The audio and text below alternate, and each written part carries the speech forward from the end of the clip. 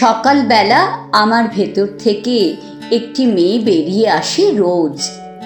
আমি তাকে আধেক মতো চিনি, অন্য কেউ রাখে না তার খোঁজ, কেননা কেউ দেখতে পায় না তাকে। আমি যখন চাকরি করতে যাই, সে যায় আমার পাশের সিটে বসে, কথাও বলে সমস্ত পথটাই। এক এক দিন এক এক বয়স, যদি আজকে 16, কাল 18, তবে কানের কাছে সে করে ফিস ফিস, ভুলে গেছিস চিঠি লিখতে হবে? কিসের চিঠি? অবাক হয়ে বলি। আহা, যেন কিচ্ছুটি জানে না। নিজের বুকে হাত দিয়ে বল দেখি, সন্ধেবেলা সুধাদা আসবে না? পরক্ষণে দেখি যে সেই মেয়ে সন্ধেবেলা স্যারের কাছে বসে খাতার উপর ঝুঁকে কি সব যেন তুলে ফেলছে রবার দিয়ে ঘষে। দেখি যে সেই মেয়ের আঙুল ধরে খেলা করেন তরুণ শিক্ষক। মেয়েটি হাত ছাড়িয়ে নিতে গিয়ে থমকে যায়, চোখে দাঁড়ায় চোখ। স্যার বলেন, অমন হাত থেকে বেরোতে পারে এত খারাপ লেখা? পড়ে সবাই কি বলবে বলো তো? বলবে আরশোলার কাছে শেখা। যা, মেয়েটি হাত ছাড়িয়ে নেয়। ছট্টর আগে আপনি খুব বাজে। আবার হাতে আড়াল করে হাসি। কি লিখবো তা মাথায় আসে না যে। আনতে হবে। কি বলছি তোমায়, হাতের লেখা ভালো করার 2টি উপায় আছে।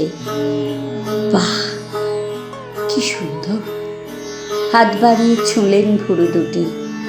মেয়েটি মুখ সরায়, চোখ নিচু। যা বলছিলাম, একটি হলো রোজ দেয়ালে ঘুষি চালানো, অন্যটি সে তুলনায় অনেকটা সহজ। সেটাই হলো চিঠি লেখার হ্যাবিট। তাকেই মুখ মনে পড়বে যার।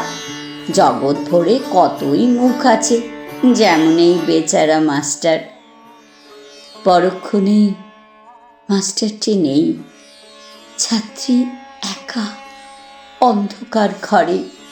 ছাদ থেকে তার পাশে চতুর্দিকে চিঠির পর চিঠি আছড়ে পড়ে, আর মেয়েটি হাজার হাজার চিঠি তুলতে তুলতে ঘরের মধ্যেটায় পাক খায়, পাক খেতেই থাকে। আরও দেখতে দেখতে বয়স বেড়ে যায়। ওই যে ছুটে বাগানে এলো, তার মাথায় কেউ বৃষ্টি ছুঁড়ে মারে।